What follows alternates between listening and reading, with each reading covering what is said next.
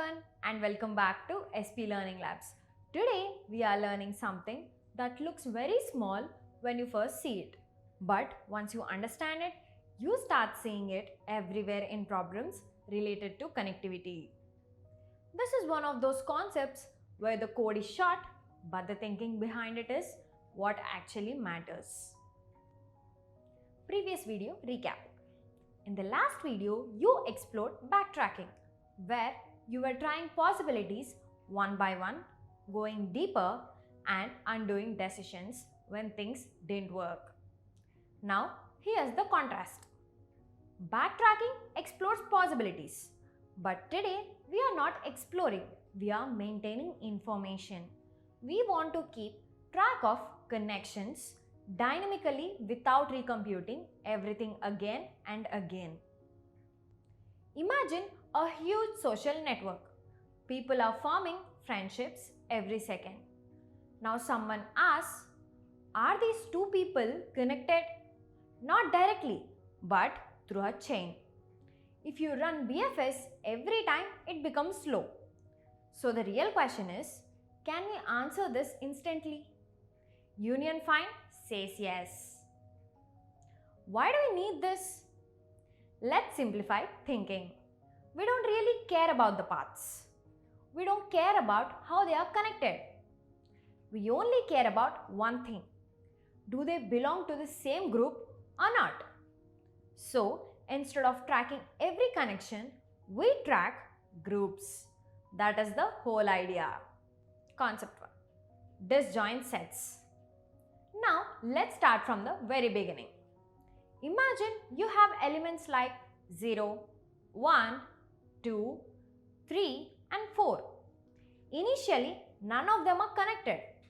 So, naturally, each one forms its own group. Now, here is the important shift in your thinking.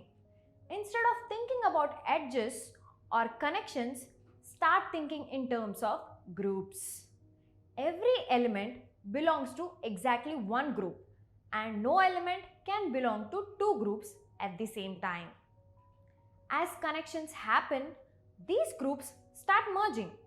So, your job is not to track edges. Your job is to track which group each element belongs to. Now, the next question becomes, how do we represent these groups efficiently?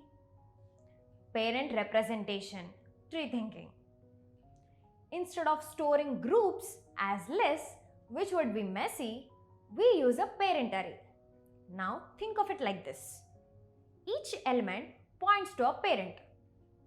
And if you keep following the parent pointers, you eventually reach a node that points to itself. That node is the root, and that root represents the entire group. Look at this. Now initially every node is its own parent. So every node is its own group. Simple.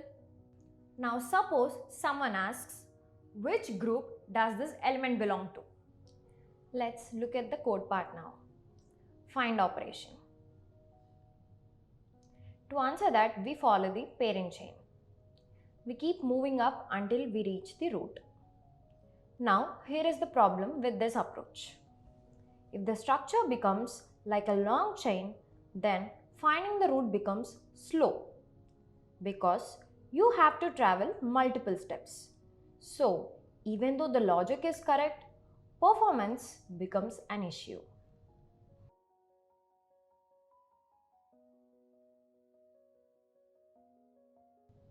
Returning find parent.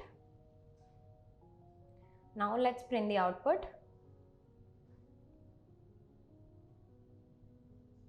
Print find of 3. Let's save it and run it.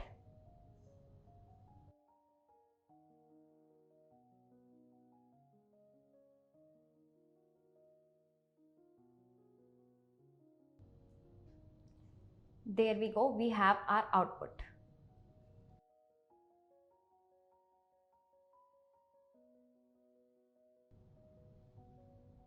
There we go, we have our output 0.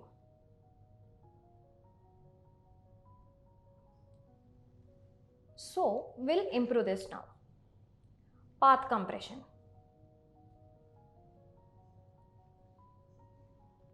Now instead of just finding the root, we also fix the structure while doing it.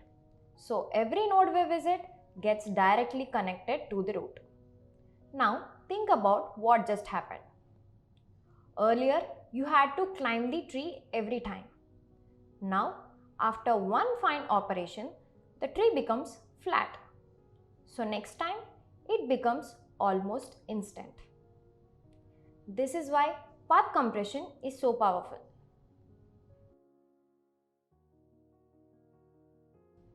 Let's print the output.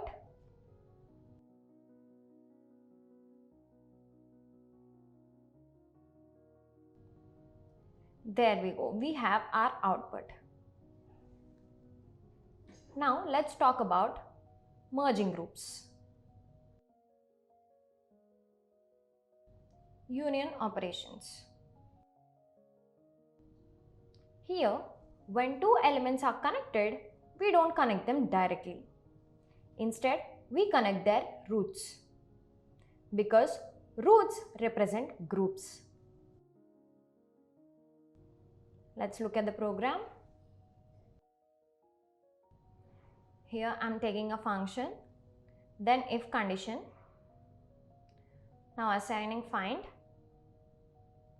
then return the parent of x. Now take an other function union, assign finds to root x and root 5, and then write a condition if root x is not equal to root y, then parent of root y equals to root x. Let's write union conditions, union of 0 and 1, union of 1 and 2, then print parents. Now this works, but there is still a problem.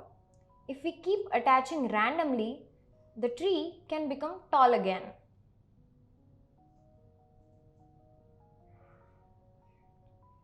Let's save it and run it.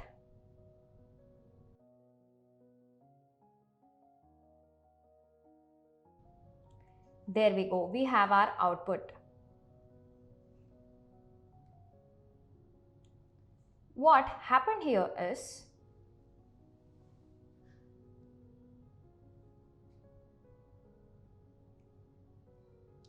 the tree has become tall. Now we'll fix that too. Union by rank, keeping the tree balanced.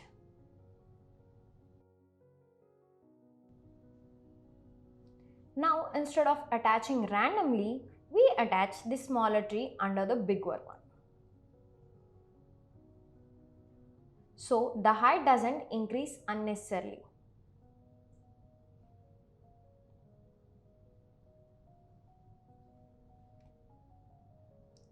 Let's look at the code.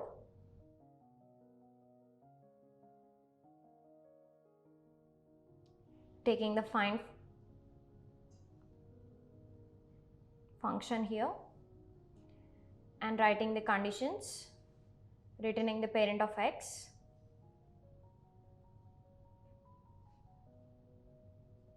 and now taking union function, assigning finds to it, and writing another if condition and creating an inner loop for it, and again another one. Look at the conditions properly.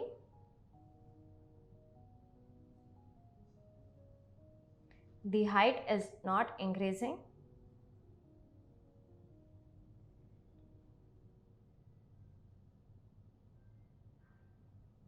Let's take union conditions.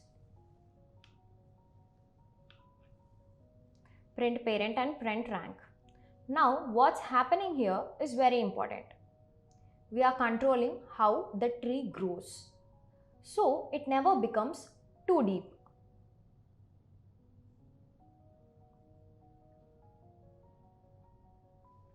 Let's print rank.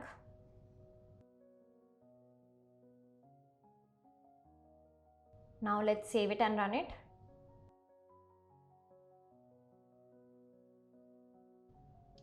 There we go. We have our output.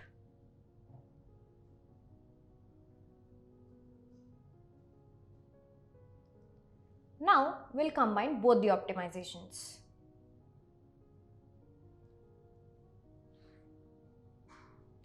Final insight, why it becomes so fast.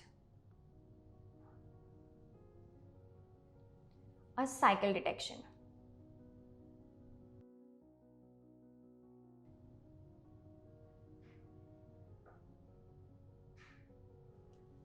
Now we'll see what happens. When you combine both path compression and union by rank, something interesting happens. The tree becomes almost flat over time, so operations become extremely fast.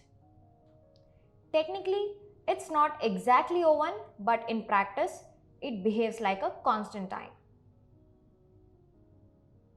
Now let's actually use this through cycle detection.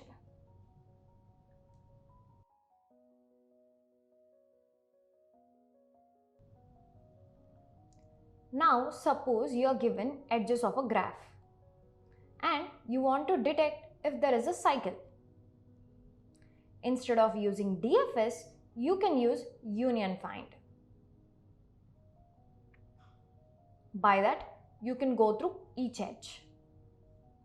If both nodes already have the same root, then adding this edge creates a cycle.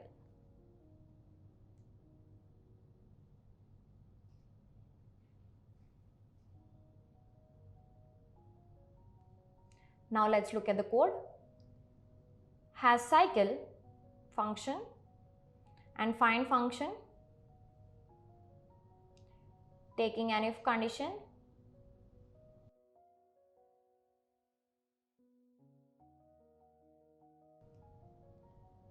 now taking a for loop,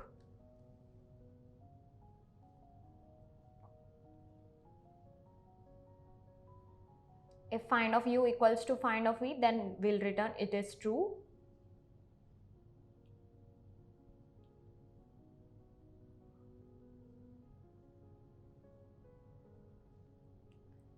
And parent of find u equals to find v.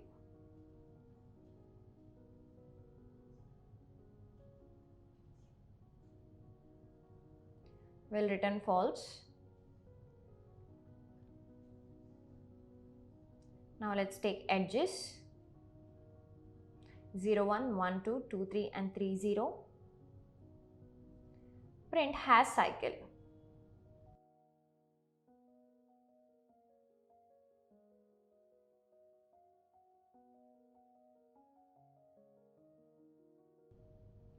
Now notice what we avoided here. No traversal, no recursion over graph. Let's save it and run it.